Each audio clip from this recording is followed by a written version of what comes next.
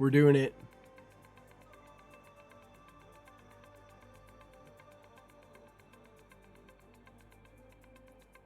What's happening, guys? I'm just going to get the monitor up and running here. Make sure I can see everything happening. Make sure I can hear it. How's it sound? It sounds. Sounds like me. It's me. It's your boy Arky. And today we've had our great stream earlier.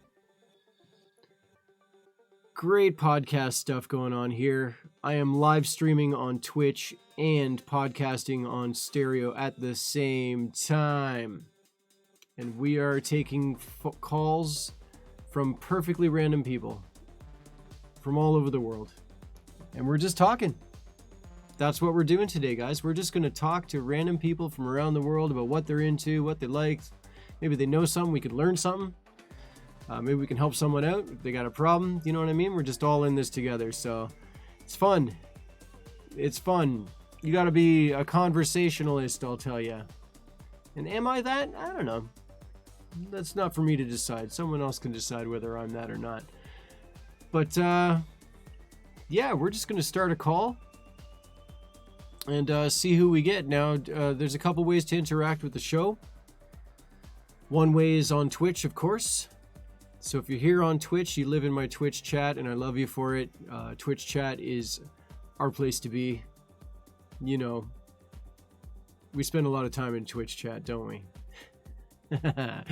Yeah, and the other way to integrate with this show, to interact and be awesome, is to install the stereo app on your phone and find us there, right? And so on the stereo app, you can actually record a little clip and send it to the live chat, and that way you can hear, like you can actually sort of be a part of the conversation in that level, you know. But I will be checking Twitch chat, of course. So Twitch chat is right here in my face. And so I will be paying attention to that as well. I'm trying to blend the two, like stereo, and then there's this Twitch chat. I'm trying to bring that all together so people can ask questions, even of each other. You know what I mean? But I highly do recommend experiencing it on both levels. The stereo app is very clever. I can see the love that went into this app. It's beautiful. Needs a little work, in my opinion, in a couple departments. Just a couple little things. But it's wonderful right now, so I'm very, very impressed, and it's going to be a lot of fun. We're going to talk to perfectly random people. Now, just to set a couple ground rules here, I really try to keep it clean. I'm not going to say this is a family show, because we do get into discussions about anything, and so maybe that's not appropriate for some listeners. I don't really want a lot of swearing, foul-mouthed stuff of any kind. You know, I do want to keep it pretty friendly, pretty clean. And so if we do run into somebody who's a little negative or just, you know, not so great for live streaming, live broadcast, live podcast, then we're just going to swipe them, and it's okay. You know what I mean? Everybody's living their life. I'm not judging anybody, but I will say for this show, we're not going to have like... We're not going to have really raunchy stuff, okay? That's for another show.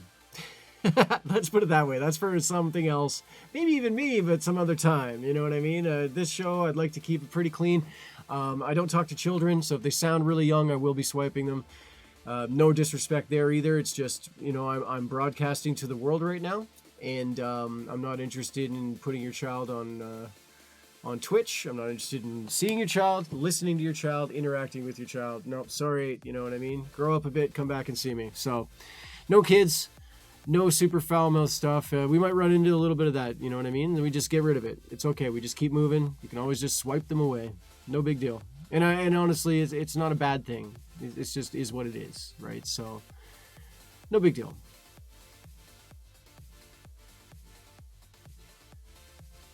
Got to meet Gnomes. Came to see me on Twitch here. It was really great to meet him. So that was great. He's from Ireland, apparently, which is, come on, man. Ireland is incredible. This giant energy drink. I don't know if it was a good idea or not. I thought it'd make me crispy. It might just make me bloated. Energy drink. Drew the Bear, always awesome to see you. Astro Sky, you know I love you. All right. Should we do this or what? Let's just start taking calls. Let's just start chatting with people. And we will see how it goes. You know what I mean? This is just chatting on Twitch, and I really mean just chatting. This is general stuff. We might touch on some good subjects. Might run into people who are awesome. We're going to have to find that out, though. You know what I mean? With any luck, we'll be talking to Malik, Priest Ponders. He was a great chat yesterday. I'd love to talk with him again. So, you ready for this? I don't know. Am I ready for this? It's weird. Taking calls from perfectly random people is a strange thing to do, guys. I don't know if you've ever done it, but, you know, give it a try. You might be your wheelhouse, but it might also be really weird, because it's weird. But I like meeting people. I like learning things. I like the public. You know what I mean? This is a way that we can sort of come together, right?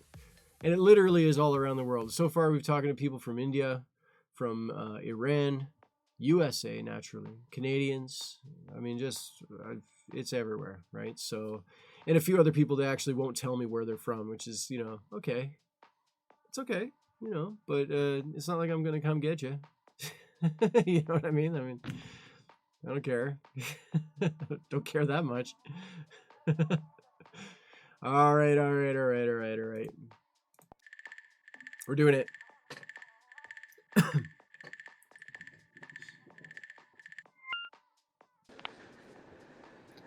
What's up? Oh, see, they just keep recycling through. Mali, what's up? Yo, fam, man. Yo, you good? I'm good, man. How you doing? I'm alright, bro. Right on. I doing just a sort of a general chat thing, you know. I'm live streaming on Twitch right now. On Twitch? Yeah, so you know, we're just having a talk, you know what I mean? Yeah. Alright. Where are you from? You from the States? No, man, I'm actually from Canada, bro. I'm Canadian too, man. Yeah. Down near Toronto. Oh, fam, I'm from Toronto too, man. Right on, not too far away. That's great. And Stereo here has brought me people from Iran, from India and Pakistan, just all over the map, man. So, yeah, right on. What are you doing in Toronto? You working? You going to school? No, I make music, man. I'm from Driftwood, by the way, you know. Okay, right on. Yeah. Right on. You're a musician? I'm a musician too. I had the wife and the kid though going on, so I don't really get to tour and play shows and things anymore. Yeah. I don't do that no more. I understand, man. Yeah, but I recently bought a synthesizer, a new synth, and so I'm loving sitting on the couch and just messing with that thing, you know. Alright. What kind of music you making? Cool, bro. Rap music, man. Rap, yeah. So you do software stuff, or is it like hardware, drum machines, and software stuff? Software, yeah. I'm selling my machine. If you know what the Native Instruments machine is, I'm trying to sell one of those right now. And people like it, you know, but it's very specific. It's a very technical thing to make beats on. So not everybody can handle the machine. So I don't have a lot of buyers at the moment, and that's okay. I mean, I love the thing. I have it, so. What do I care if someone buys it or not, right? Okay. What are you using to produce on? Actually, I use a software. Well, I don't produce my music. My man does it for me. I just rap. Oh, that's great. Right on. Yeah. Right on. All right. I don't know how to make beats like that. I just go with the flow, you know? Yeah, that's all right, man. You know what? I'll tell you something. I've been a musician a long time, and I play a lot of instruments, but there's one or two I play really well. Oh, okay, and he's gone. Doesn't care.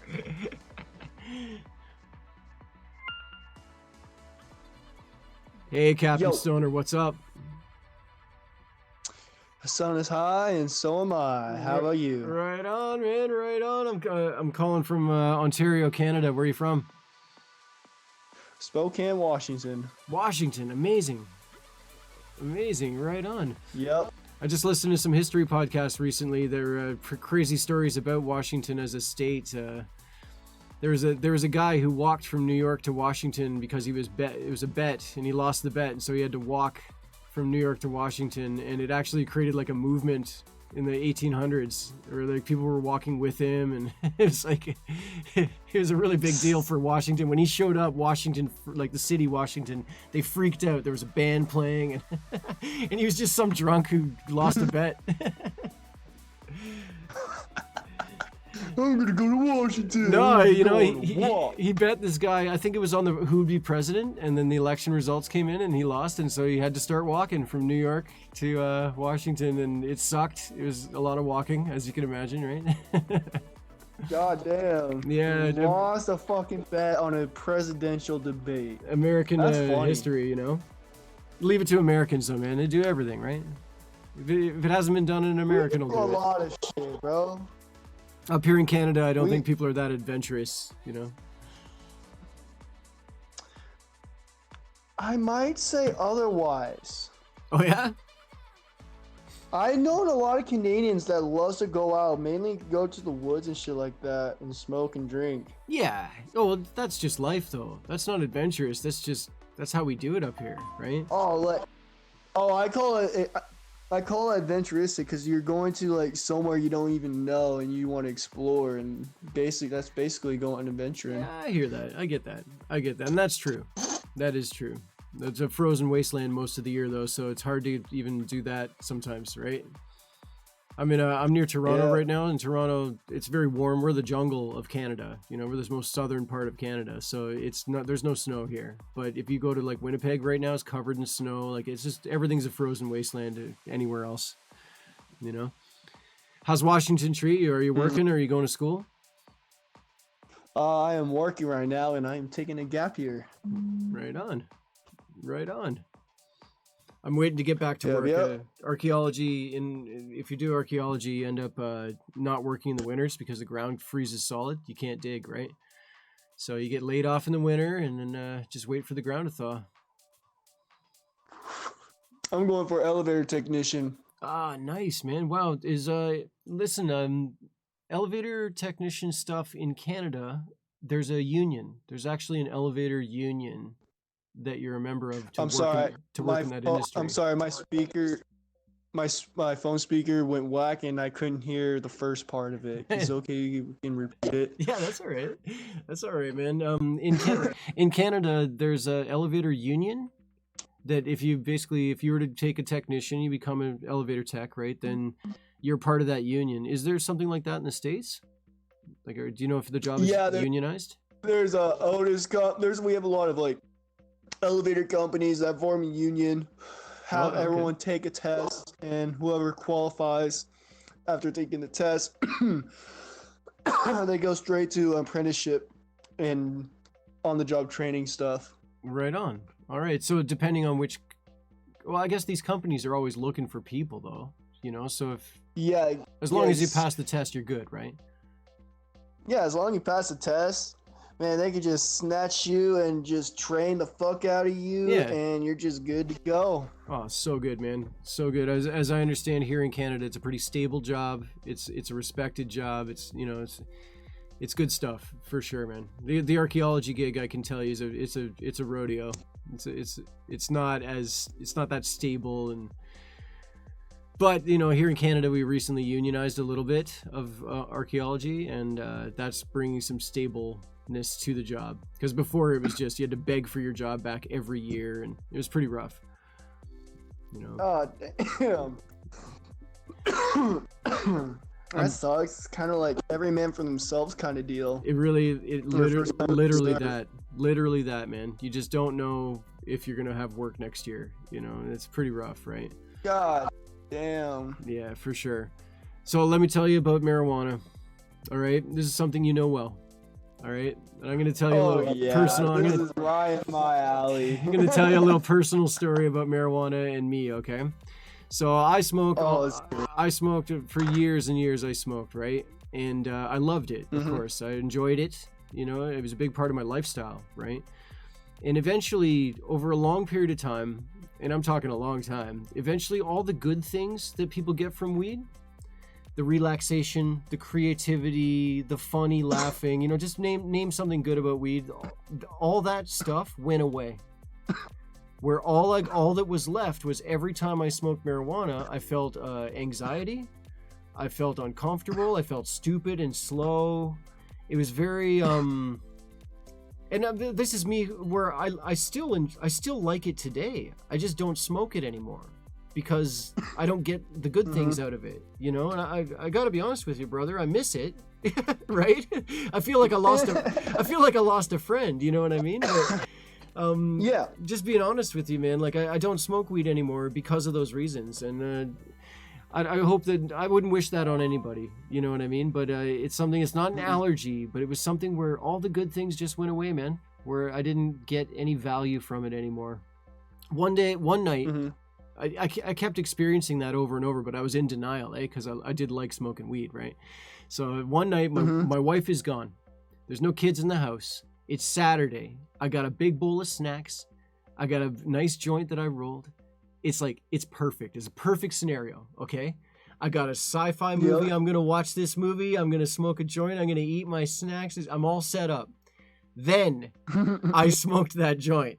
And you know what I did that Saturday night, all alone, completely alone in the house? I wigged out, panic attack on the couch, just sitting there like suffering, man. It was not cool at all. Oh, here's what you gotta do, though. Here's the thing, though.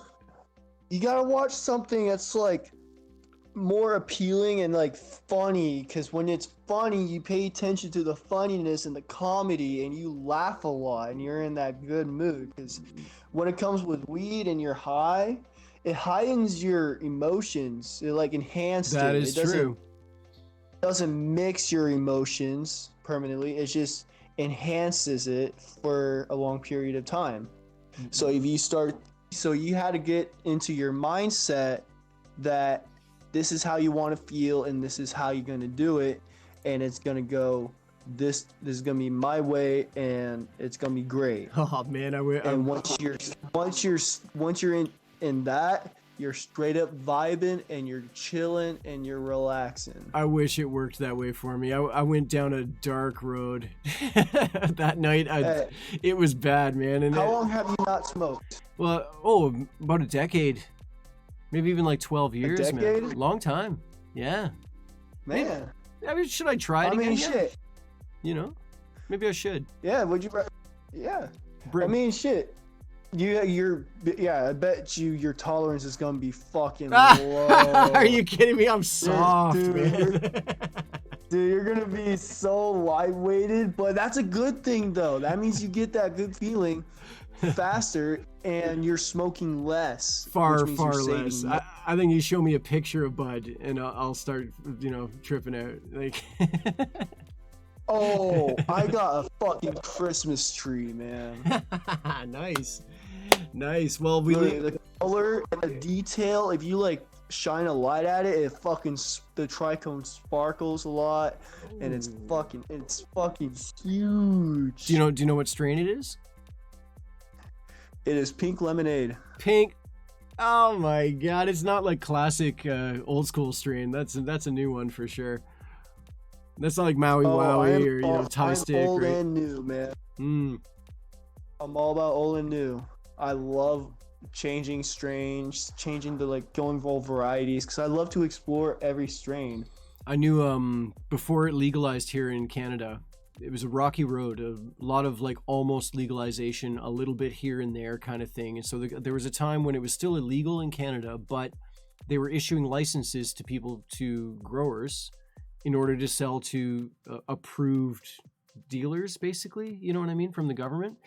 Which is mainly us in Washington State. We get a lot of weed from Canada. Oh yeah, I know that for sure. It's all from the finest British Columbia bud. Yeah, we also grow our own too. Of course. It's like how we do it. We're all about the natural soil, man. Yeah. We take good care of weed. That's great. This grower that I knew, he lived way up northern Ontario, and he had a mother plant, and then he would clone off of that, right? I got the pleasure of seeing his setup. So he had this big table, right? So a huge, long banquet table, basically, full of plants, right? And then the lights and everything. But his mother plant, it was in this huge pot, and the plant, I think he said it was about 6 years old at the time, maybe 7 or even 8. Like, it was a very old plant that he kept it alive. He kept it healthy. I'm telling you, man, when I went in that room, I saw this mother plant. The thing was like a bloody tree. It was huge, right? It had bark. It had bark on it. Like, it was like, when you stood next to this thing, you felt like you were standing next to somebody. Like, it had presence in the room. Like, that's what I want to grow. Honestly, if you can grow one and keep it alive for a very, very long time. Well, here, see, you gotta think about the wattage, though. Wattage is the size of the plant that you want to grow. And what it is like 700 watt is like a medium size, good 5 feet, a 5-foot plant. Okay, for one plant. And like, for one plant, that's a 700 watt. Man, the hydro bill would be insane. You'd pay $1,000 a month. Oh, here's saying that watt. Okay, watt is different in weed definition. Watt is size of the plant. I see. Okay, but I mean, you do want 5-foot plants. I mean, everybody would want that. Oh yeah. Right? Yeah. I want a fucking 7-foot. I want to touch the ceiling, man. I want to be intimidated by it. Another good friend of mine grew a patch out back of his house, and he ended up growing like, it was a lot. It was just this big bushy thing that took over half his backyard. He didn't know what to do with it all, basically. Once it came around, the buds were just endless. So he was giving a lot away. It was very nice. I want to grow the world's largest fucking plant.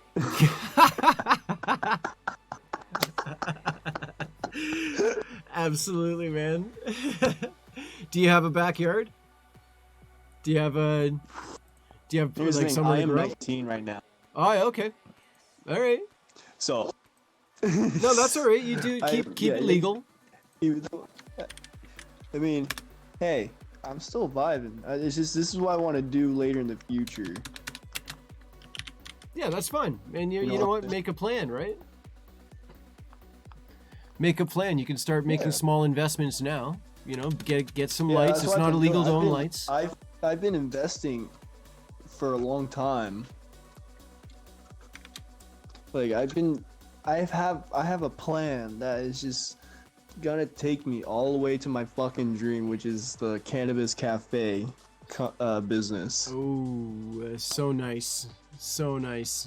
Those you know what the very comparable industry is? Those vape shops. Hey, all those vape bars. Mm-hmm. They're nice. They're nice to be inside. Everything's really nice looking inside. They have cool music playing. It's a vibe. Mm-hmm.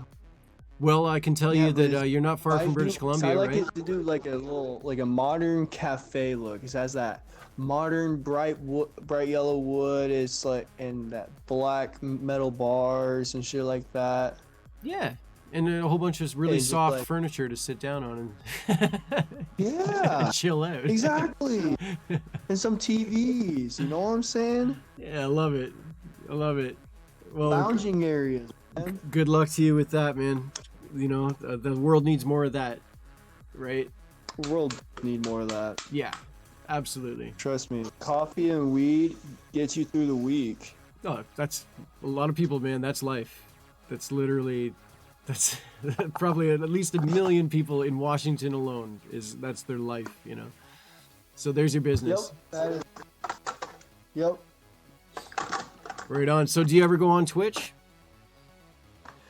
I used to, but it's just like too much effort, I would say. Yeah, sure. Like, I got YouTube, and YouTube has been useful to me on stream. Yeah.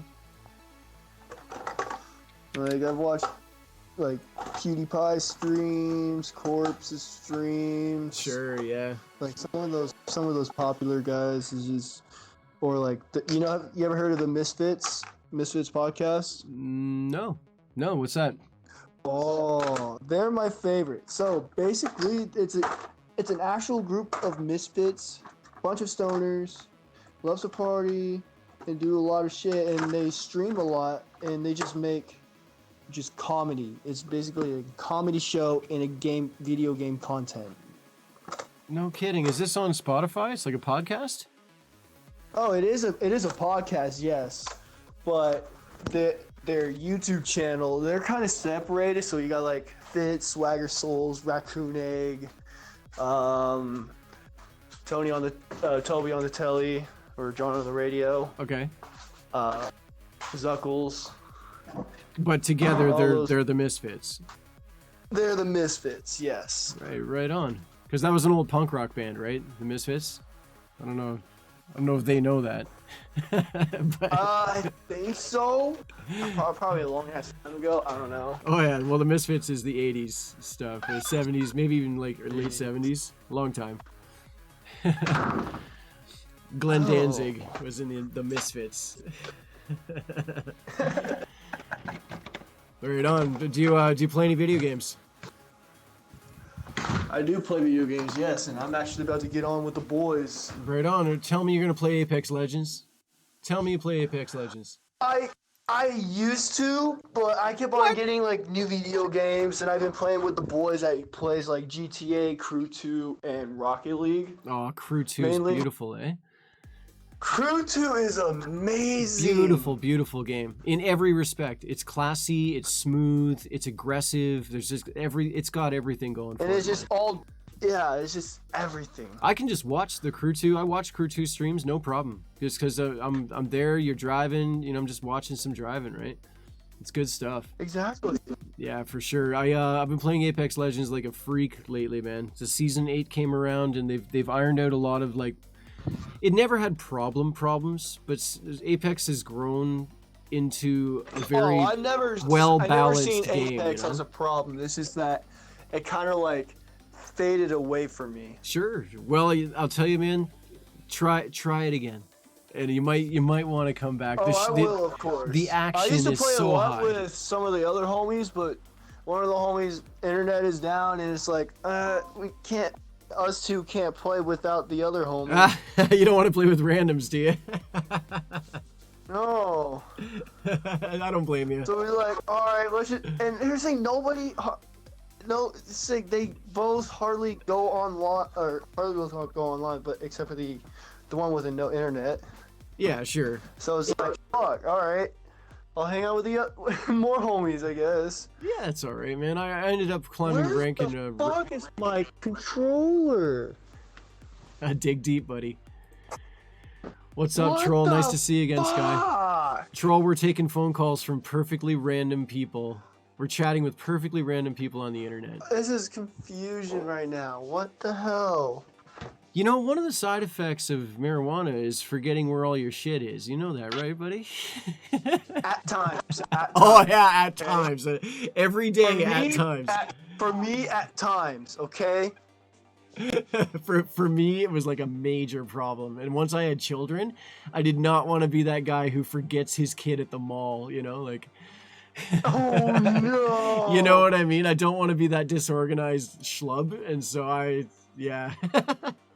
I'm honestly scared about my kids, what they're gonna deal with about the world. Hey, it's okay.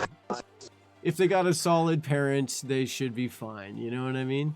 Oh, I am gonna be a cool dad. Yeah. Let me drink down in the basement. I'm faded. I got I got a younger one, and I put her on Apex Legends. 7 years old, she's playing Apex, and I look over, man, because the Apex just launched on Nintendo Switch, and so I installed it on there. And 7's a little young for Apex, of course, right? But yeah. Here's the thing: I look over at her stats. She got a kill. It's on her stats there. She actually did kill somebody, and it's like you got killed by a 7-year-old girl. Like how bad are you? I don't even care. Like this dude got fucked. He got killed by a 7-year-old girl who doesn't know what she's doing at all. She's just, she got a kill. So I'm a proud father. This fun. Yeah. Exactly, man. Exactly. Right on, man. Well, it was a pleasure to meet you. Find that controller and get in there. All right, and I'll see you around, eh? And of course, bro, you have an amazing day. Stay vibing and stay living, bro. Yeah. Cheers, buddy. Cheers.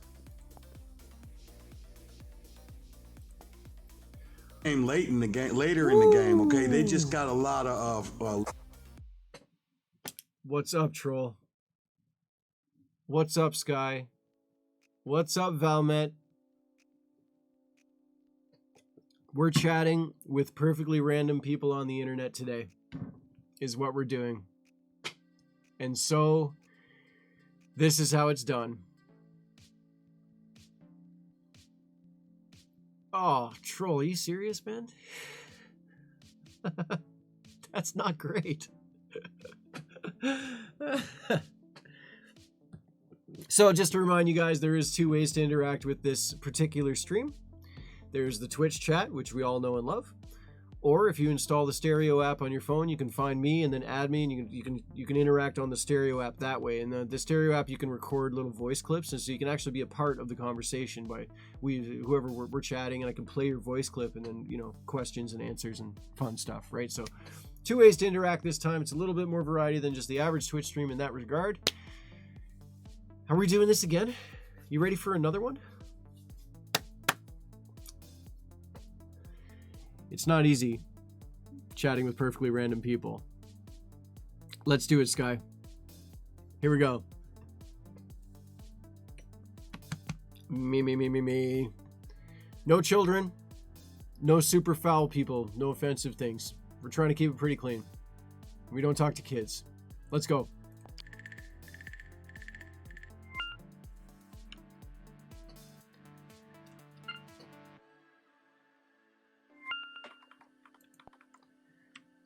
What's happening, French?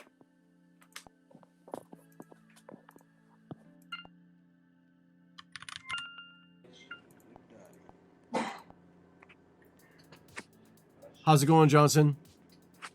Josen?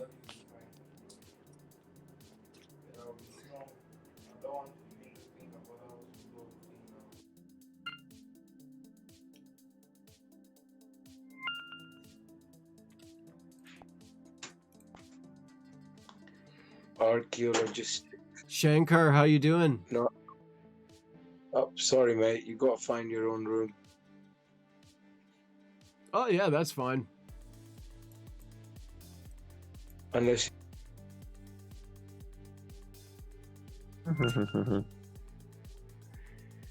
What's happening, Aries? Hello. How you doing? Oh, nothing much. I'm fine, thank you. Right on. Right on, man. Living on Twitch and Stereo. Yeah, we're chat, yeah. just chatting with general people on Stereo, man. You want to talk about some I COVID? want to talk about this. Yeah, that's great, man. Yes, I want to talk about this. I'm a Fantastic. Canadian. Are you American or Canadian? No, I'm Canadian as well. Right on. Okay, I'm So in good, the because greater I feel Toronto like area Canadians here. have more common sense Yeah, and some education.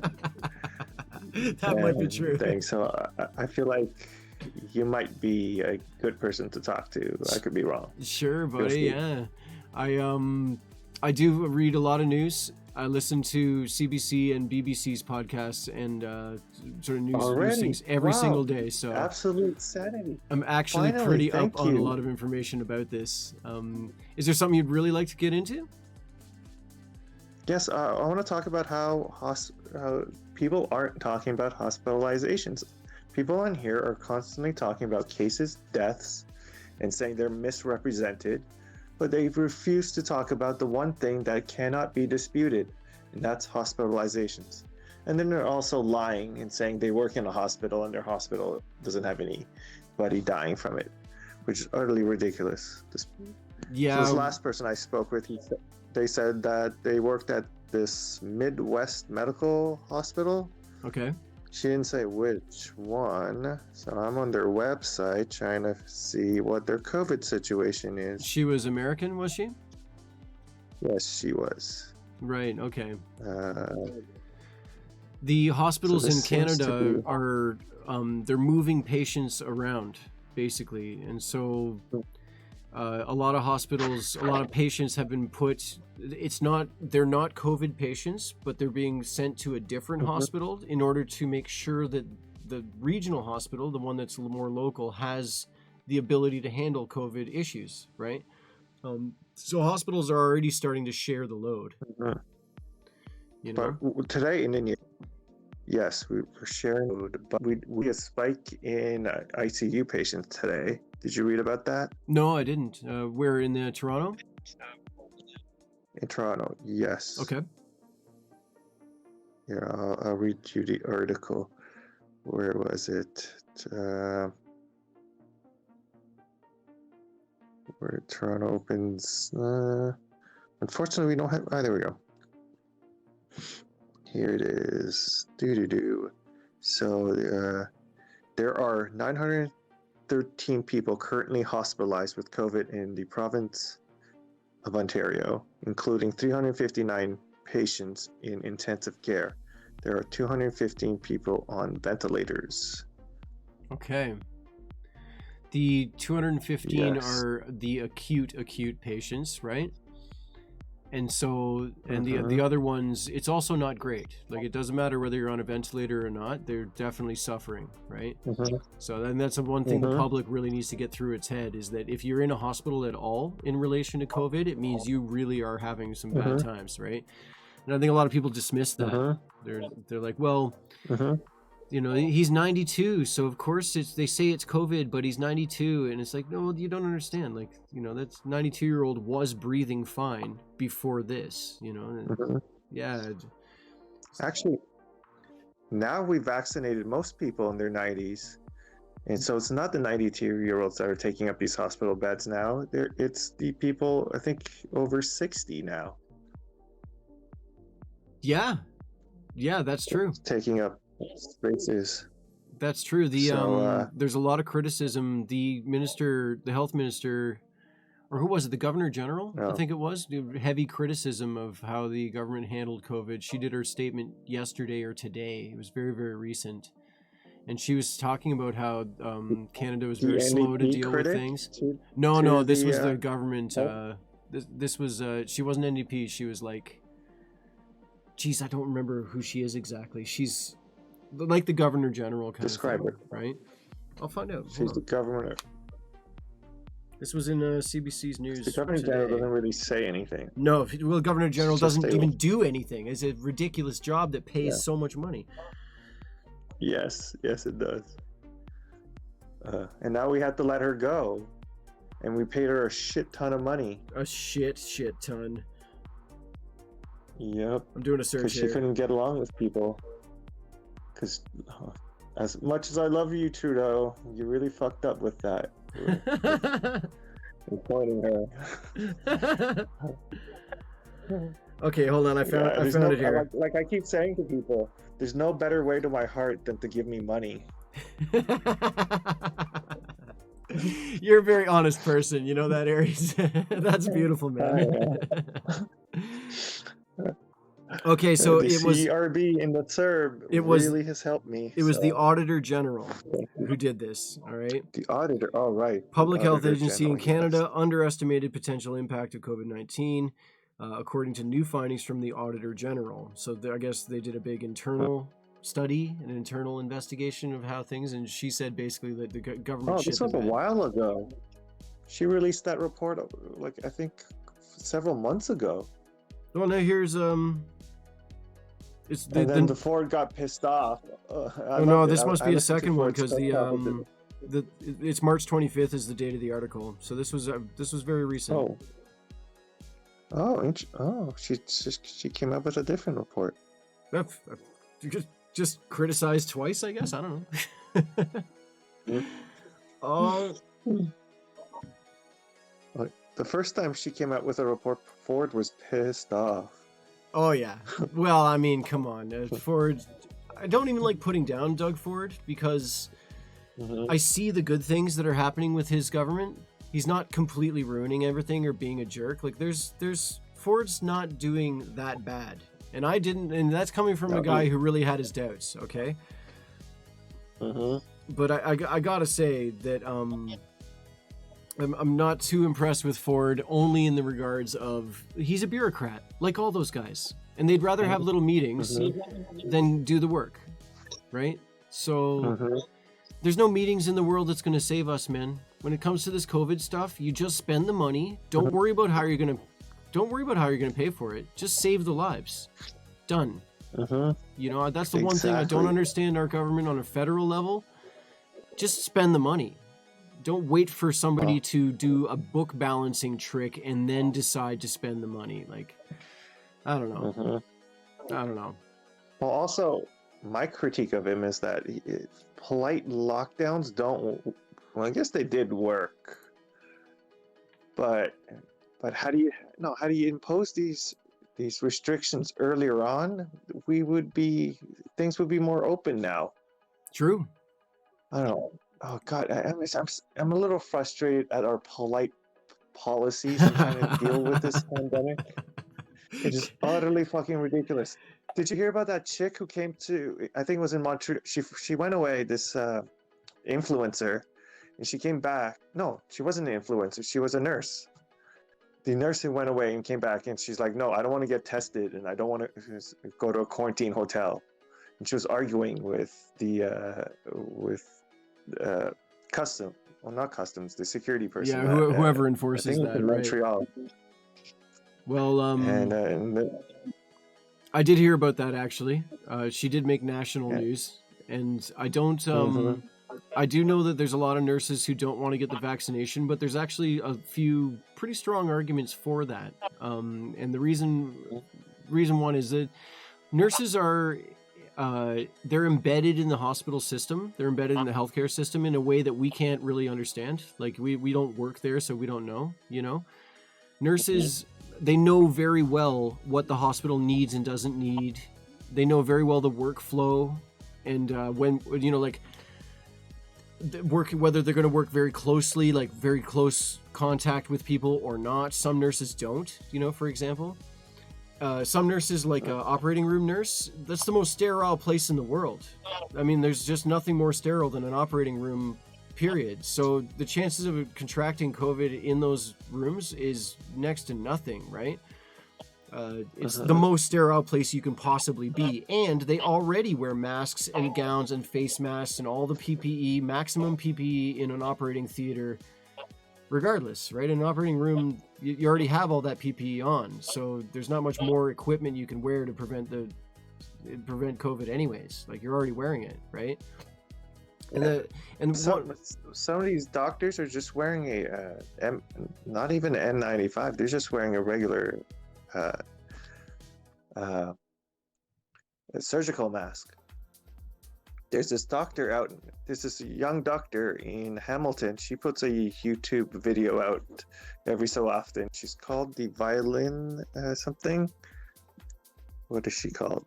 Let me look at her. And she reported that she got COVID. We're chatting with perfectly random people on the internet today. So it just goes to show that even with protection, you're still going to contract this virus. Yeah, well, I mean... in a hospital setting, when you're constantly around patients who are positive. Everybody thinks doctors are smart. Well, there's some proof that not all doctors are smart, all right? You know, like... Oh, no, she's smart. She's very smart. No, Maybe smart about some things and stupid about others. Come on. Wrong. She's not wearing a real mask. She's not doing the protocol. Time in an environment around people who have this virus, you're going to get infected. All right, that's a good point, and that comes down to unless you're wearing an N95 mask, and I don't think the hospitals have. I don't think these hospitals have a huge supply of N95 masks. They do not have a vast supply of them. That's true. That's very true. Because they would have to throw it out after every shift, and. Well, what they did was a lot of nurses are required to.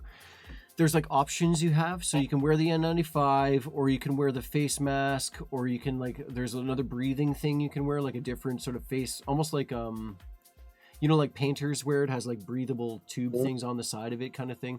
There's like different things you can wear. So now instead of the N95s, the hospitals started leaning on other PPE that does the same job, or at least will protect them reasonably, right? So maybe that doctor was opting for something else, but I'm not surprised at all that if you don't wear the proper PPE at these places, your chances of getting COVID go up, right? Like it's got to be common sense. Like, Well, it's not about wearing it properly. Again, it's about being in that environment for extended periods of time. To be constantly around people who have this virus, you're going to get it too. that's true. That's true. Remember we were talking about there's different wards, so the COVID wards, the COVID areas, there's only a certain services that hospitals have that are more COVID prone, and then there'd be other areas that are less, right? Medicine would be less. The operating room would be the least likely place to contract COVID because it's just so sterile from the moment you go in the door, and then there's like just the general emerge and stuff would probably be very high chances, right?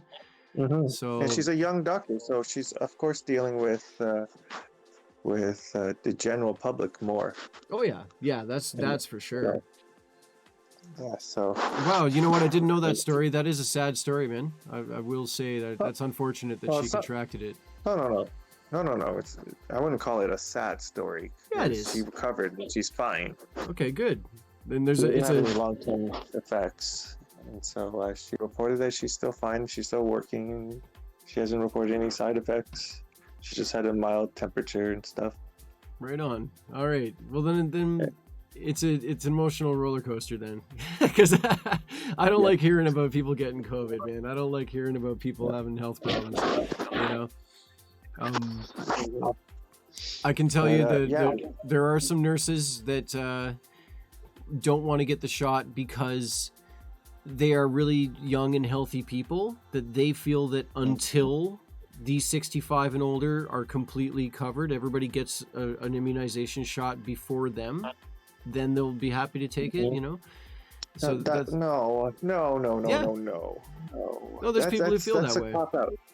No, that's a cop-out. Think so? They're trying to justify their ridiculousness.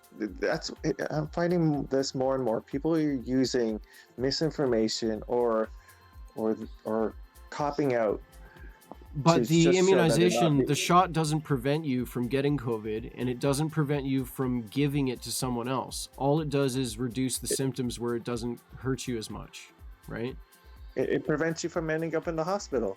Yes. The very place that they work. Yes, that is true, and and that's proven too. There's no arguing that, right? But it doesn't prevent you from contracting it, and it doesn't prevent you from spreading it. And so that's why a lot of people feel that the oldest people should get it before anyone younger. It does reduce your likelihood to spread it. I think the jury's out on that one, but there's some studies being done right now about it. Yes. I mean, so far we're saying there is a 50%. I think I think I read somewhere there's 50% reduction to people who've tested positive. Okay, that's good news. That's interesting.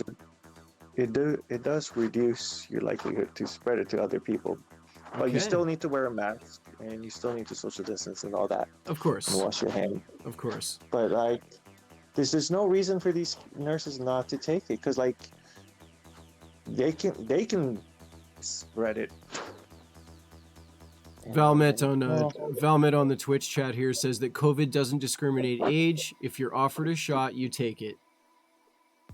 Yes. He says it's as simple as that. That's right. Yeah. If you're offered it, and if you've got any underlying health issues, well, I think you should still take it. But I can understand that you're apprehensive. And I can understand why some people are apprehensive about it. What I cannot understand is the nonsense that's being going around spread about it. It does not kill you. It does not. Its fetal cells are not used. There's no microchip in it. Oh my gosh. there's a microchip in it. I Goblin man. There's this dude I've been arguing with on here. He has the most paranoid theories about this virus. He thinks, so he's going around saying, the virus has been manipulated so it spreads faster to other people.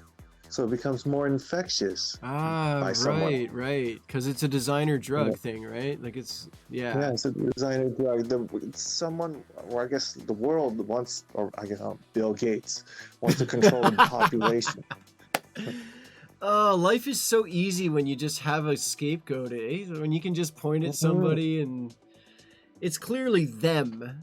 And when people who is they? You know, like, oh yeah, it escaped from a lab. It's like these labs are designed in a way that nothing escapes. Like it's really difficult for something to escape because there's so many checks and balances for these labs. Like it's insane how many checks and balances. Well, wait, we don't know that because it happened in Wuhan, and we don't have the full information about what happened in Wuhan. China's really tight-lipped about everything.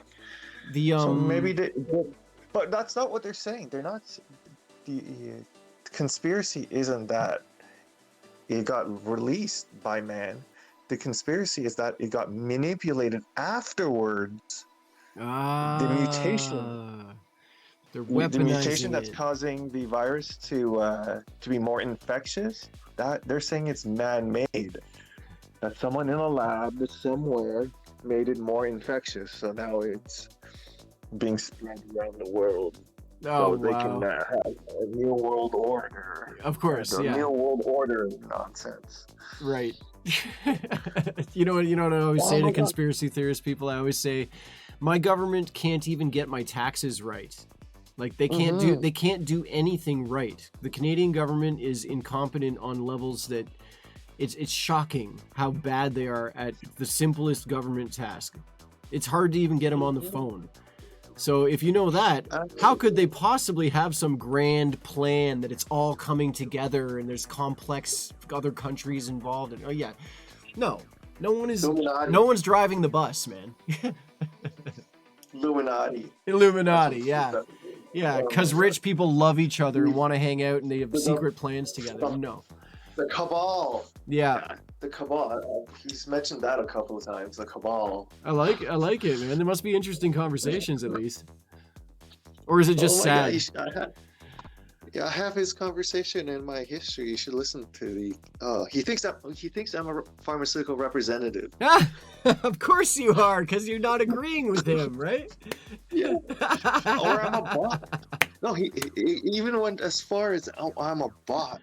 Nice. Okay. Like, okay, the voice recognition, not the voice, the voice response technology is nowhere close to being there. Not even remotely close. Like, there's no way you and I could have this conversation and one of us is a bot. Yeah. There's no way. Yeah, there's no way. No. And it's so paranoid. You can listen to it say, "Hey Siri, who modified the COVID vaccine?" And she says, "Playing Pearl Jam on Spotify now." It's like it doesn't that shit doesn't work, man. And today I was talking to this dude. He's like, "There's COVID-20. It's COVID-20 now." Oh, nice, because we got to upgrade, right? It's COVID-19. It's still called COVID-19. And he's like, "No, it's COVID-20." So, because he thinks it's like a product or something, and it's the next generation of the the number goes up. These people make up such nonsense. Amazing. The government's trying to control. Oh yeah. No, I get it. You guys don't want to stay at home anymore, so you're coming up with these ridiculous conspiracies. Well, there's big money in it, man. I know a guy right now a good friend of mine, man, and he went full blast conservative ranting, Facebook ranting stuff, and he won't stop. Like I offered to drive him to the mental hospital. Like he would write on little Facebook post thing. He's writing like 10 paragraph posts all about the conspiracy to reduce our freedoms, and it's a threat to our constitution, and we need to rise up now, and this this COVID thing is bullshit, and all, small businesses are being crushed by design, and oh my god, it sounds just like this dude. He went so full blast, man. It would he's not well, and that's a friend of mine, right? So I'm sorry to hear that. Yeah, no, and I don't Yeah, know. it I don't sounds know how like to it's help you him. that I've been dealing with. Yeah, my he's Twitch complete. my Twitch chat just started a poll on are there microchips in COVID vaccines, and it's the options are yes or yes. Amazing. Right on. I gotta say, I'm proud to be Canadian. We brought the cases down with a very polite lockdown. So, Yes. yay, Canada. Look Thank how- you people for listening. Look how civilized we've been with each other, right? And I'll tell you how I got through it, man. All I did was play a lot of Apex Legends and stream go on Twitch and play video games. That's all I did. It was so easy to do. All I had to do was kill people What do you mean you online went for on days Twitch? and days and days. Oh, you were live streaming Yeah. your gameplay. We're live streaming this you don't right actually- now. You and I are chatting on Twitch right now. I'm live. This is all live stream. Cool. Yeah, good times. Yeah, I got the Xbox Live subscriptions. I've been playing some of the games on there. Oh yeah, honestly, that the Xbox Live subscription is no joke. It has good value for the money, you know. Yes. Lots of great games. Although I'll tell you, I've been play Apex Legends. It's free. Apex Legends. Install that game, man. Is Best it? battle royale in the world. It's amazing. Oh yeah, Oh yeah, yeah. Highly Right. recommend it. Apex Legends. What Yep. is that? Is that a It's a battle PC royale. game? Well, it's cross-platform. It's everything. Oh, it's like that other game, It's like Call of Duty and Fortnite and Call of Duty. yeah. Fortnite, yes. Yeah, although it's nothing like Fortnite. Like it is fast and fluid and intense. Oh, I'm not and- good at those games. Oh, the stress, I'm, man. I'm terrible at battle royale games. I had Call of Duty Modern Warfare, Good one. and I sucked at the online game. Well, you got to get smoked 1,000 times in order to get any good at it, right? So you learn though. I also right? didn't have a proper mouse and a proper keyboard. Yes, that helps a lot. Yeah, it does. That's true. And these guys, they're just sniping me dead. Right on, man. Well, hey, listen, it's been great chatting with you. All right, so stay Yeah, good safe. chatting with you I've too. learned something Yeah. from you today, so I appreciate that very, very much. Yes, and spread the word of hospitalizations. Get these people to talk about hospitalizations. If you hear them on here talking about the COVID virus, get them to talk about hospitalizations. That's a because good call. That is what's being impacted. They can deny cases, they can say those are misrepresented, they can deny deaths, but what they cannot deny is the impact this virus has on the healthcare system. That's right. And if they're saying their hospitals are empty, they're fucking lying. Oh, they're lying. Burlington built a giant tent next to their hospital, but it hasn't been used yet for COVID too much. But it's ready for when they need it, right? So, Yeah, but it's not designed for people who are really sick. It's designed for people who are moderately yeah, sick. that's what happens. Is you're And- on the and the ventilator, problem- and then out to the tent you go when you're getting a little better. And what they're forgetting is that they need health specialists to monitor these people. So I don't know if they have that. It's not enough just to build a facility. You also need to staff it. Well, I mean, And hospital staffing has always been a major issue. I can tell you from near personal experience because I know some nurses and things, and the hospital never staffs enough. It's always Yes, the exactly. bare minimum of people required by law or by standards, right? The bare minimum staff, bare minimum, right? And so when the shit hits the fan, oh, now we really don't have enough people to deal with this stuff, right? So, yeah, then that's the true story of before the you go- hospital thing. what do you think of Dr. Williams? So I think he's a bit of a. Oh yeah, I think it's really hard to speak. It's hard. What he's got to do is hard, right? Yeah, he's got a good heart, except he's a puppet of Ford, Yeah, but I mean, and he's easily swayed. it's And he's weak. When you need someone to show leadership and strength, he's so weak. well, he's a dish rag of a human being. Okay, so Yeah, there's he no is. denying that. But I mean, it's hard, man, because if I go on TV and say exactly what I just said to you, 50% No, of but look at the Ontario other is not going to provinces, agree with me other on principle. provinces. Yeah, but look at the people in other provinces. Yeah, the way they hold their press conferences. Yeah, well, it's a bit And the way they like it is speak. there. Like in Alberta, you know, they're just like, this is what's Mhm. happening. This is what we're doing. Done. You know? Mm-hmm. Whereas Ontario, it's Yeah. kind of like, well, you know, and yeah. Well, if we bring the cases down, and then maybe we can talk. Then we'll look at it. Oh, I can't stand listening to him. Yeah. No, he's not great. It's true. That guy, I'd rather talk to a dish rag than him. It's true. All right. All right, buddy. Ciao for now. Take care, eh? Yeah. Take care. Oh, Sky. I just we ran into another Canadian there, so he's talking about Ontario politics, Ontario stuff, the Ontario health minister, and yeah, not great for a Twitch stream in that regard. But nice guy, informative. I love it. I love it. Someone wants to talk about something serious. They want to talk about COVID. Okay, you know what I mean. I'd rather not turn this into a COVID stream. No, I want to do like general chat. You know what I mean. So we're gonna do just a 2-minute be right back, and then yeah, COVID. Tell me about it, eh? And we're so COVID over it. We're cover it. I can't do it. I can't blend that. I'm not even gonna try. 2 minutes and I come back. All right. Refresh the drink. All right.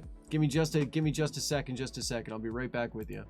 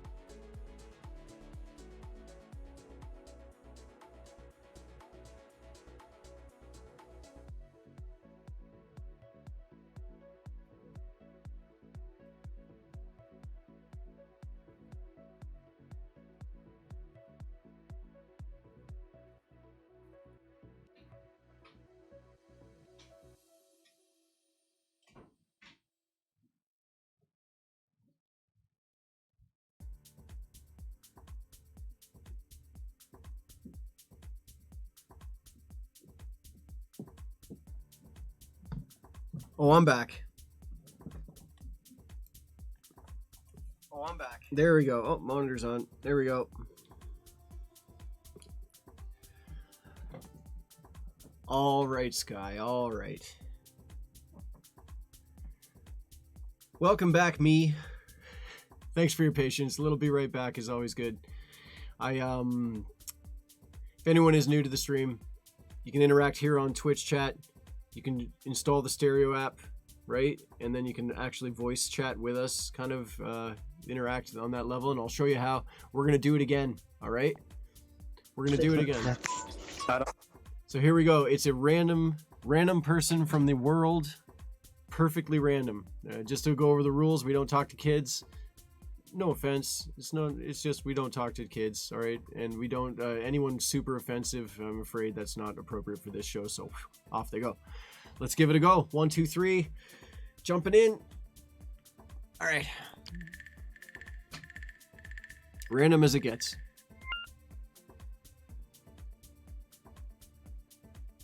What's up, B-Fowl? Gone.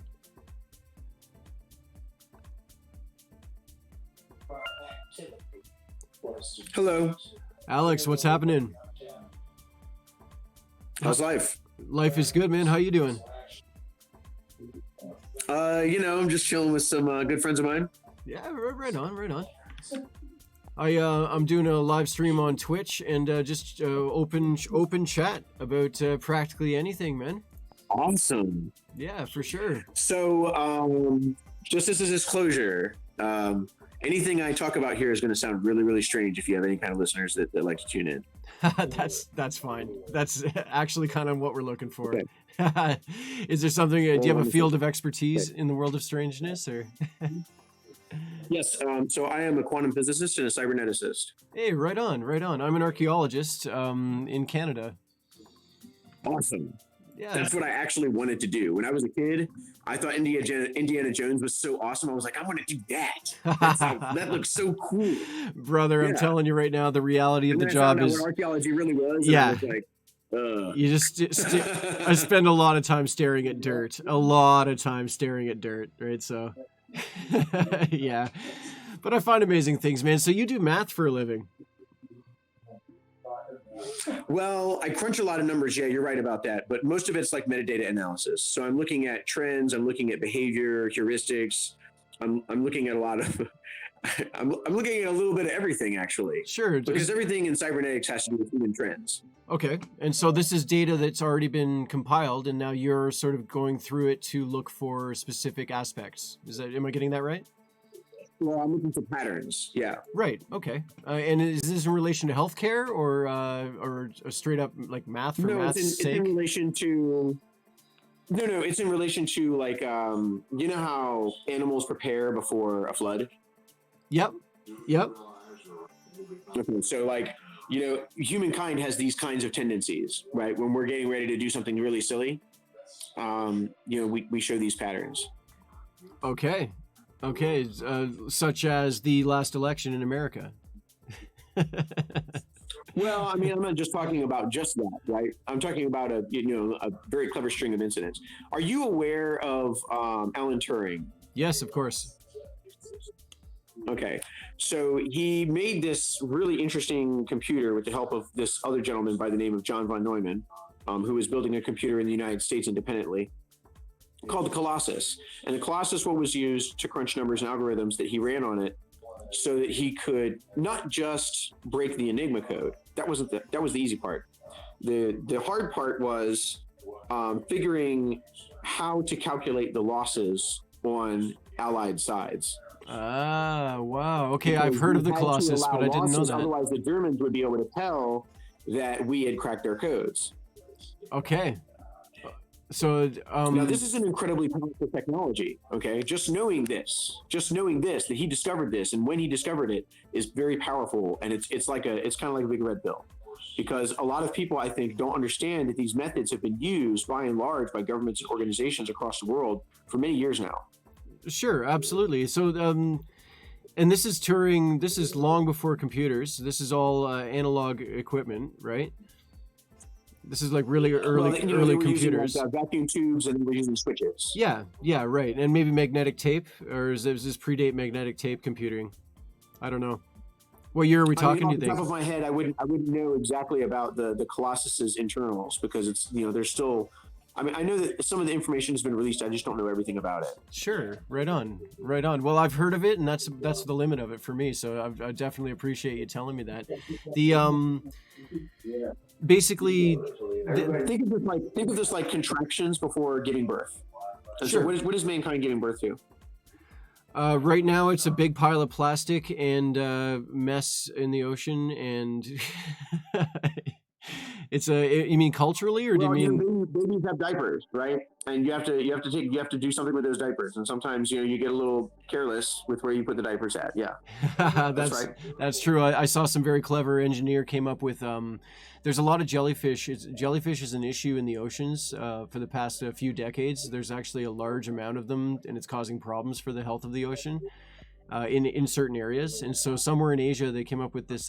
It's a diaper that's made of jellyfish. Like they harvest the jellyfish, and then they use that as the absorbent material inside the diaper thing, and therefore it's really, really biodegradable, and it works great. And so that was an interesting technology there. And look at like there's a need, and there's a somebody comes up with something clever, right? That's right. Can you tell me a little bit more about that trend forecasting, basically, like in I don't want to call it that. That sounds like it's demeaning it. Like it doesn't sound right. But analyzing these patterns can help. A lot of people want to say that I'm a prophet. Okay, but I'm not a prophet. Okay. That's not what I do. What I'm doing is mankind at this point has many good probable outcomes. Like, what direction do we want to go? That's the real question. Right. And if and right now, just to go ahead and drop another red pill, we're not going in a good direction right now. Okay, but this isn't by design. This is where people aren't working together for a common goal. People sort of helping things in the wrong direction. Let's just say that. Oh, I agree with that completely, and then you don't have to be much of a scientist to see that. I mean, you don't have to think too hard to see that. You can see those things happening around the world. I read a lot of news, especially BBC and CBC, because I'm Canadian, so I ingest a lot of news every day, and you can definitely see how some people are a friction in the overall smoothness of the world, you could say, right? I don't believe for a second, though, that there's a master plan, and I don't believe that there's someone driving the bus. Like it really is a flowing experience, as far as the world is concerned. What you're suggesting is that there is a way to shape that, or are you Absolutely. saying there's a way to analyze it? This can be in the hands, the voting hands of the majority of the population of the world. Like, the people could actually be informed in such a way so that they could sort of just make decisions. I mean, I want you to think about right now, okay, in the United States of America, we have the Amish population, we have the Mennonite population, we have the German Baptist population, we have the Quaker population, okay? And these people live lives independent of what most of us are used to in the developed world. Very true. Yes. Yeah. And so if someone announced an intergalactic society, What's that up, really Drew? wouldn't affect them We're back, very man. much. No, that's true, and they're actually a very significant chunk of population. Just the Quakers alone is thousands of people. It's like, yeah, but when you start talking about mind-bending technology like faster than light travel, they get most regular people in the real world, okay, get a little squeamish. They're like, well, that sounds a little bit too far-fetched for me for 2021. Okay, but yeah, but there was a recent, I believe it was a Chinese thing where they actually sort of, I don't want to use the word teleport, but they kind of teleported a molecule to space and back or something like that. I don't, that technology is kind of at its cusp right now, infancy, but still happening, right? So it's not beyond believability, that, these things can exist, right?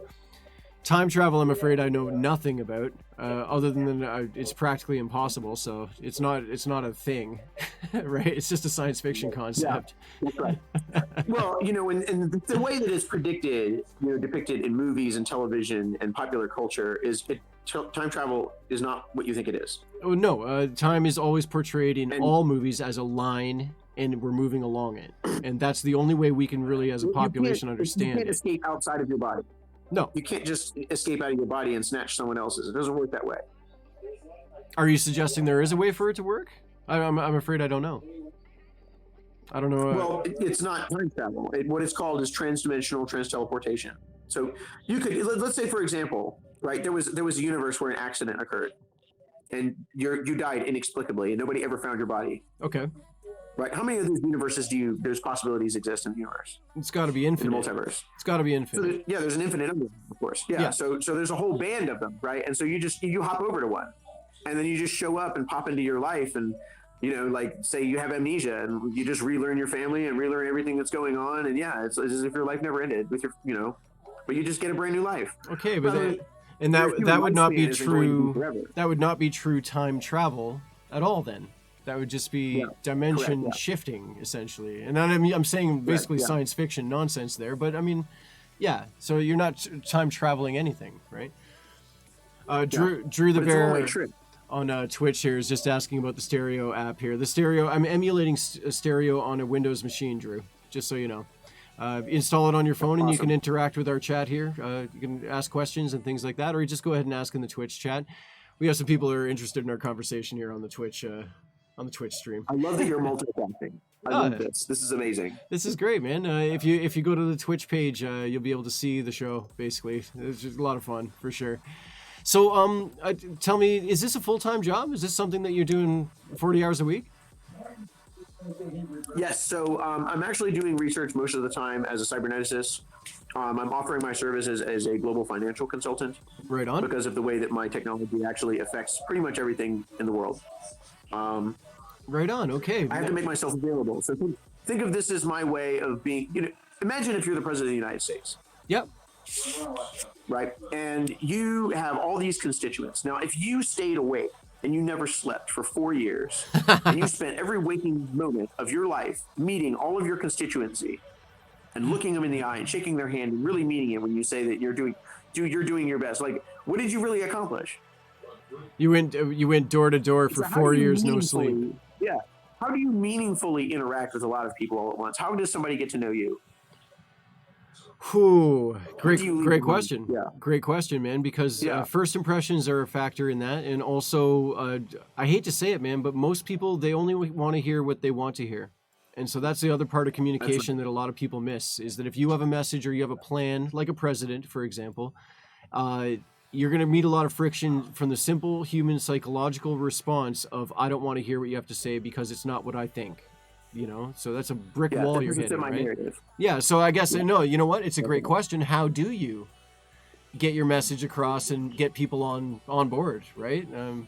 America's having a big problem with that right now on many, many levels, of course. I know that from the news, right? Canada as well, but it's on a much smaller scale, of course, because we're small. Canada's, California has more people than Canada, right? So this is what I'm proposing. I have a solution. All right. What I'm offering, okay, is this technology. I will be working. You asked what would I do, all day. I will be working for mankind's behalf for pretty much the rest of my natural life. Like, this isn't just some short endeavor. Okay. I'm going to be working on this late into my 80s, probably, or later. And I'm 36 now. Does this work involve patents? Can you patent algorithms? Can you patent, you know what I mean, to protect your intellectual property? Listen to me. My solutions involve a society beyond the need for patents. Okay, well, we have patents. Patents are a very real part of life today, though. So I wouldn't. Yes, I understand, but wouldn't skip that part. What I'm saying is, the things that I am proposing, okay, mean a change for global economy because it means an intergalactic society. Oh, buddy. People are going to be given the option to leave. You know what? I love this. Please tell me you have a website or something. Maybe I can look at some of this work. Is there anything I can check out? Not to suggest that that we created. Oh yeah. Yes. What's it it's called? Unwantable on YouTube. Unwantable on YouTube. Right on. I'm telling you what. I'm going to write that down and I'm going to watch that. Okay. I'll check it out. Hold on. So when you search for Unwantable, it's hard to find because YouTube doesn't actually like our documentary. Go like most things. So you go down a little bit and you're going to find an Unwantable preview, right? And you'll see it's like Below Surveillance is the name of the guy, the name of the channel, Below Surveillance. Okay. Okay. All right. That is my documentarian. Okay. So when you click on him, you'll see Unwantable 2020 right there in his stuff. What was I'm sorry, something surveillance? What was the name? Below Surveillance. Below, got it. Okay.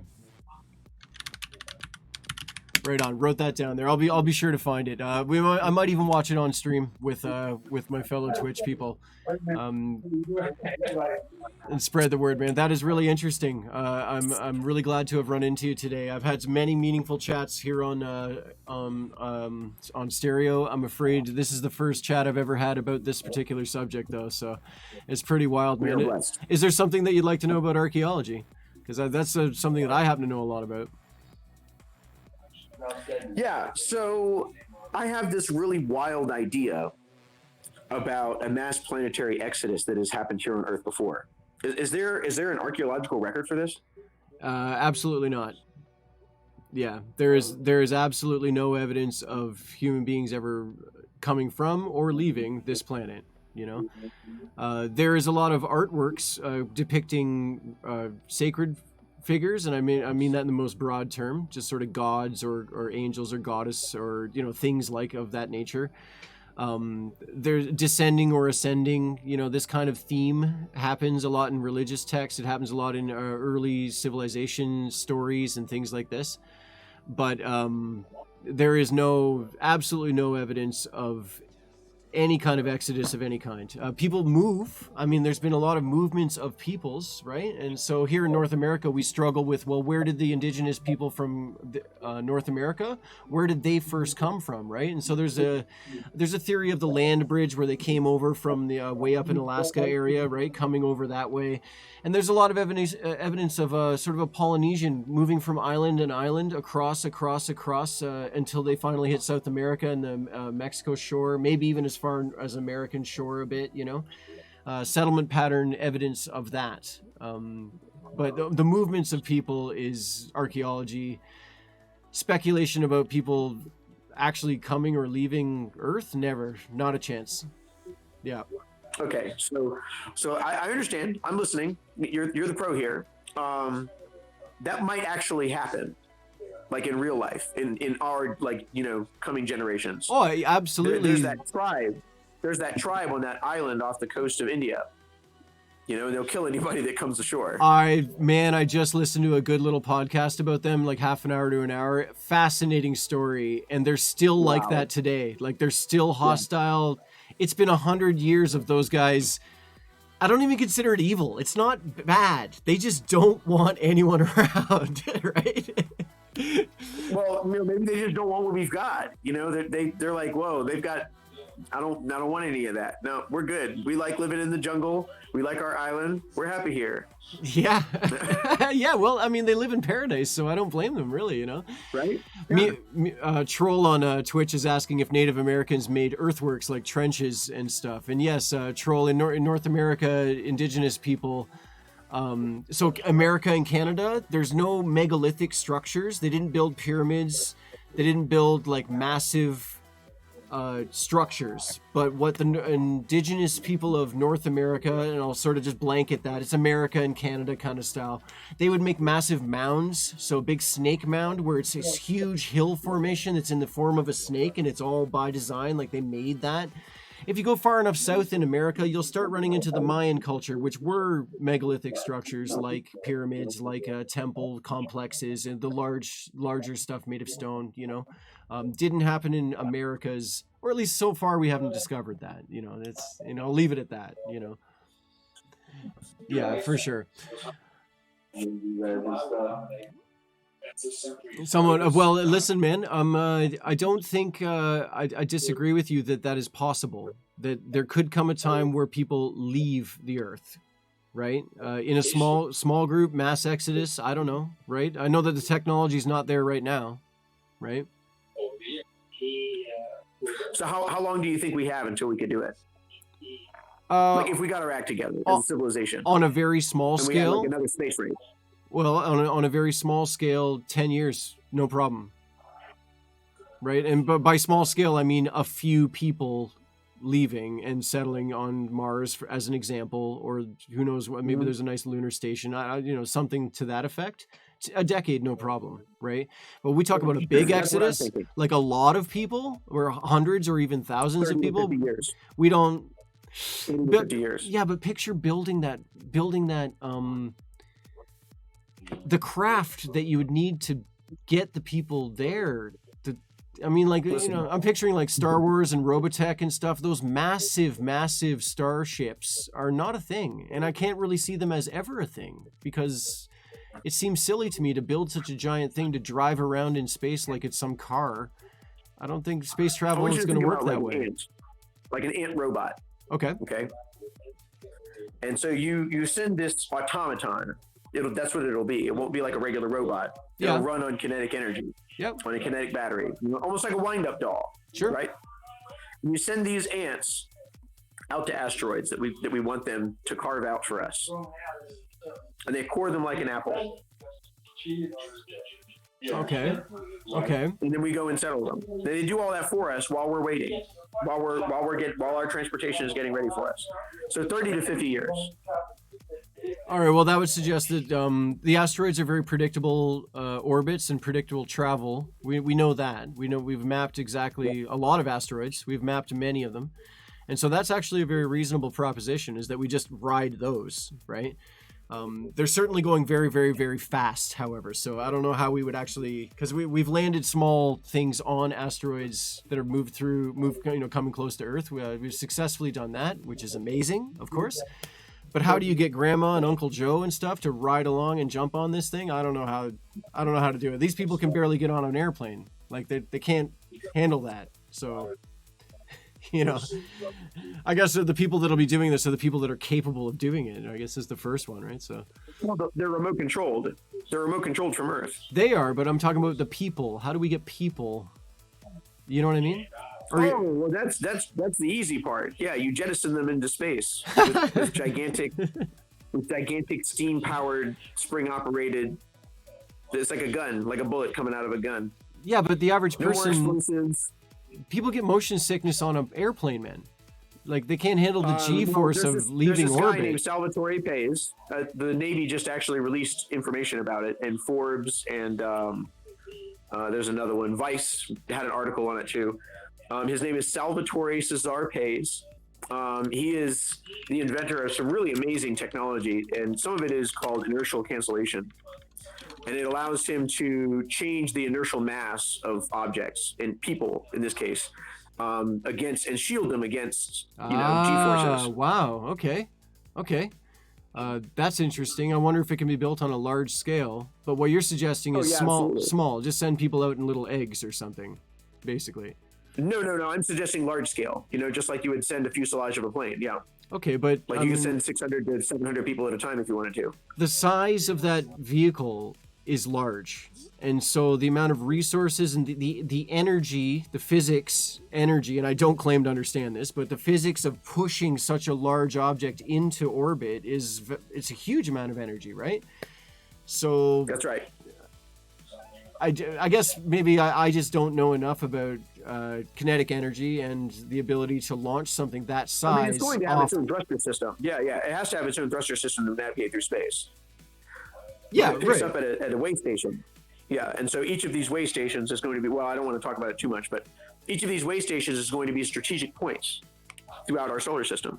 Of course, yes. Yeah, right. No, right. And think about it like the natural kinetic superhighway of our solar system. Think about it like that, because these objects are traveling along kinetic lines of force between other large objects. They're sort of riding those waves, you see? Okay, all right. So you can do the same thing, yeah. The same idea when you see in the movies, and they're like, we're going to use the gravity of this gravity well to slingshot, right? And that's the same idea. Very, very similar concept, except, there's sort of a superhighway in our own solar system. Sure, and you know what? And you can move really, really fast. You can move really fast along that superhighway. Well, there's a speed limit. Once you're in space, it takes no energy to keep moving. So, I mean, just a few ions. Yeah, as long as the ions are thrown correctly, yeah. That's right. Something starts moving and it'll keep going till it stops, is what I know. So, I mean, that makes a lot of sense.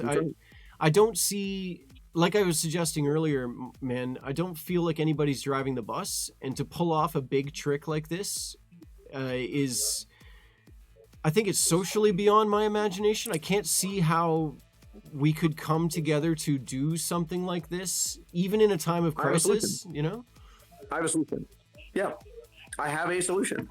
Let me hear it, really man. do. Let me hear it. Let me hear it. We throw a 5-day global celebration of an end to war and scarcity worldwide, and we invite everybody. But it's still happening, and it's going to happen after the celebration too. Listen, that may be true, but the world is going to know the truth.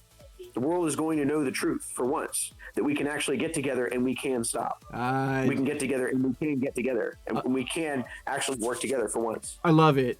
Actually, man, I really do love it. Have one unifying event that marks its point in time, right? Like there's a specific date, and it brought us all together. And as long as all the global governments spend the money to make it a legit party, like make it real, then my entire generation would never forget that moment in time when the whole world. That's right. Right. Yeah. It's going to be us that do it. You know, it's our party because we run the world. That's what this party is really going to show. All the people that work right now. So imagine this, okay? Monday, right? 2 people, no call, no show. They'll probably be like Gen Zers. Yeah. Oh yeah. And everybody knows. That's like the secret. That's the secret code. So Tuesday rolls, and then nobody shows up. Everything's shut down. Right. Wednesday, sometime around midnight to 1 a.m., about 70% of the world population is all partying at the same time. Amazing. Oh my God. If only. So then, you know, Saturday comes, you know, the party winds down Thursday, Friday. Saturday comes. And then, you know, everybody just sort of relaxes on Saturday. You know, they might travel or something like that. Then Sunday, right? Most people are going to be going to church. Monday, boom, everybody goes back to work. As is like a magic trick, as if nobody was, you know, we're not striking anymore. We're done. Like we've made our point. You know what? I love it. It would take cooperation of global governments and regional governments, and then even employers, like on the work side of things. It would take so many levels of like people agreeing to do these things. I don't see how it would be possible because people can't agree on anything. It seems. I think in recorded history, things are more confusing now than they've ever been for people. You know, in that regard. I don't think it's possible, you know, as much as I'd love to see it. I mean, I'd love to see it. I mean, all you have to do is just tell 5 people to tell 5 people. Yeah, but it's not that simple because there's somebody else out there who's like. I've talked to people in Syria.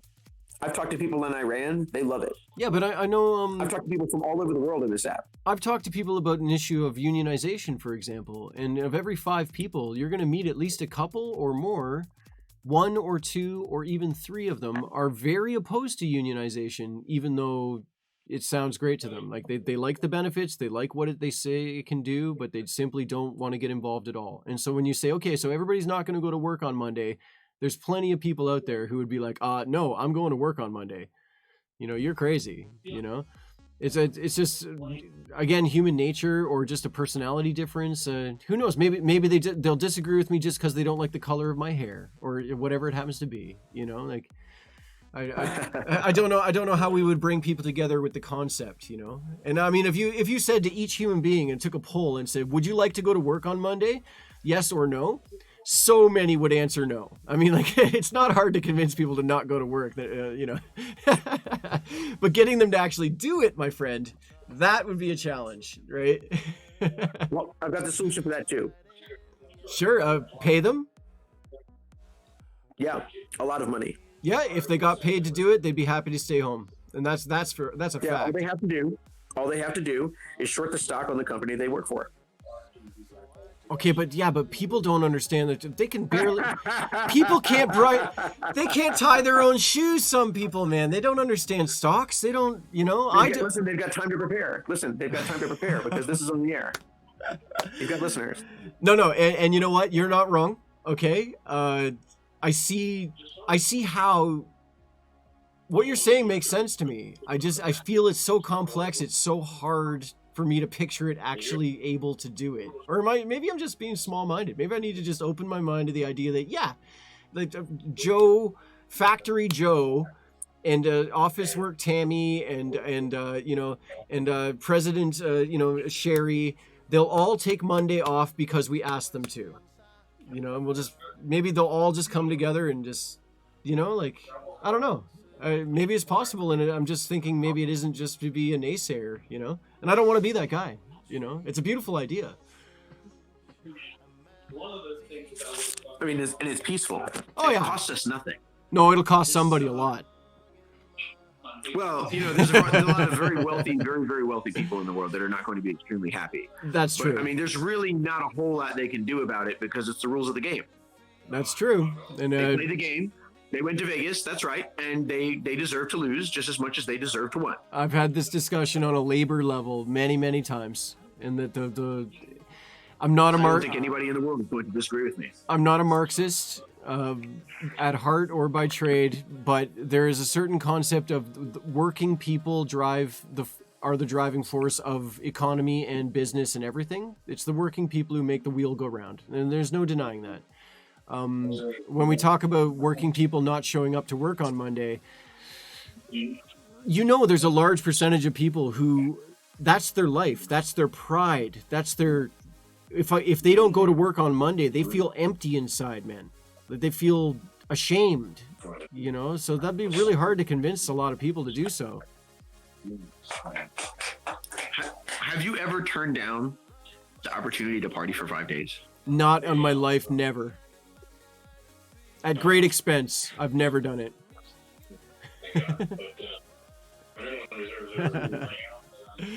So you know what? You could be right. If you dangle the right shiny bauble in front of everybody, they will just say, "Yep, doing it." Like I said, Monday, that'll be the signal. Now Tuesday, they might not. Not every place might not close. Maybe they won't all close. I gave you the ideal version. Yeah, yeah, of course. But by Wednesday, Yeah. everybody's gonna want to know where the real, like where the throng. That's true. Where everybody's gonna be. There's always a sense of really. Yep. You don't want to miss And they're gonna have something I'm telling significant. You, it's gonna be like yeah. Like when people go to church, man, and they actually have a real praise and worship. And there's an energy there. There's a force that's there. You're unified and you're together. That happens at raves and festivals too. Take any kind of faith out of the picture, and what's left is that's what we need. Yeah, there's people who that's what we need, man. And it's magnetic too. When a festival happens, people are drawn to it who weren't even associated with it. They just feel this. There's something happening that I want to be a part of. Right. Yeah. All right. Well, cheers to no work on Monday, buddy. Thanks very much for talking with me. I totally appreciate it, man. I've learned a lot from you. Just to be quick with my Twitch people watching on Twitch, there, Unwantable is a documentary. It's put together by Below Surveillance. All right. So you want to search Below Surveillance on YouTube, and then you'll be able to find the Unwantable documentary that Alex here has suggested that we should check out. And so that's really great. I really appreciate, man, talking with you. And all the best. Okay. Mine, sir. Right on. I'll see you around. Okay. Peace be with you.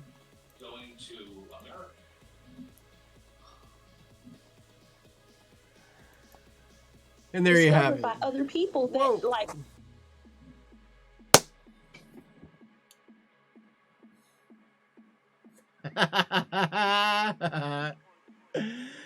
Drew, thank you so much for hanging out, buddy. I knew something told me that you would like this, So I'm off the call. I don't like interrupting the guy while they're talking. This is actually really hard to juggle chat and everything, but I'll get to you. I didn't forget. So Drew, what I've done is I've installed BlueStacks, which is an Android emulator on my Windows machine. I'm sure you're familiar with it. So I'm running the app off of BlueStacks. Okay. And BlueStacks has been really rocky, right? And this is BlueStacks beta. This is the latest, right? So it works. Look, it's working, right? I have an Android app, audio coming and going, everything crisp. It's working, buddy. So yeah, this is a BlueStacks emulation of the stereo phone app with me on Twitch through Streamlabs.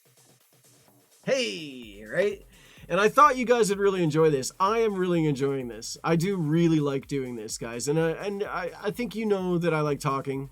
You know what I mean? Maybe more than when I'm playing games. I really should just shut up and play the game, right? So, except for Apex Legends, that takes my attention. I can't do chat and kill people. But yeah, it's a blast. And I plan on doing this quite regularly, guys. We're going to do this, all right? I'm going to try and get verified with Stereo because it's been a little tough.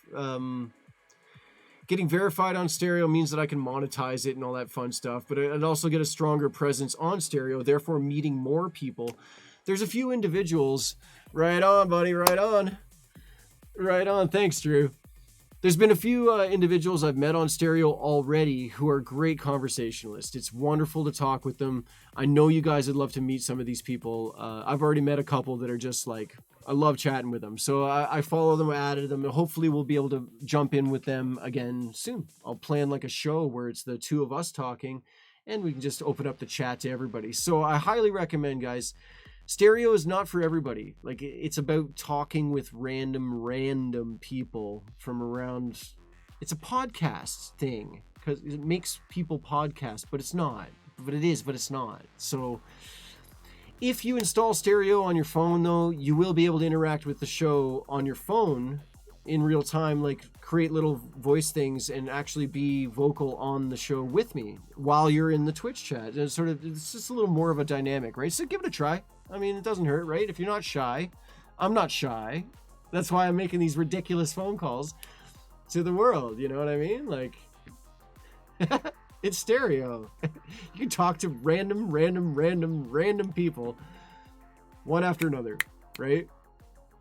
Yeah, the alerts are delayed. Thank you, Streamlabs, for that.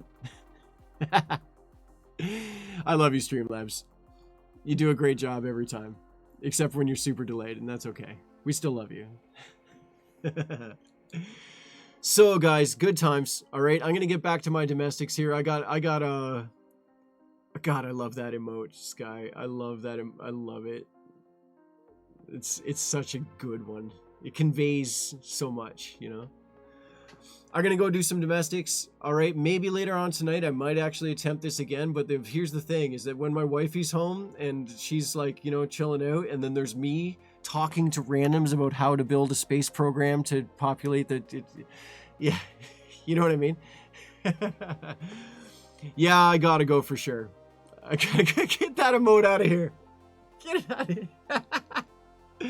I gotta go for sure, but it's been my pleasure hanging out with you. All right, I appreciate you all. All right. If you want to see how what our friend there was talking about, though, go watch The Unwantable. It's a documentary called Unwantable on YouTube there, and I might peek into it just to see what he was all about, because we might run into him again. What Stereo does is it matches you up with people. It just people that you had conversations with. It might stick you with them again, so we might run into him again. And no, Drew, come on, you and me install the Stereo app. And we can do a show together. You streaming on your side, I'm streaming on. See? That could be fun, right? We get Sky on. We get Streamlabs on. Yeah, that's right. The 1-2. Those are super hurting punches. I'm not going to do that again. I might do it again, but not for a while. I'll work out first. And I'll come get you. Good times, guys. Cheers very much. See you soon. Ciao.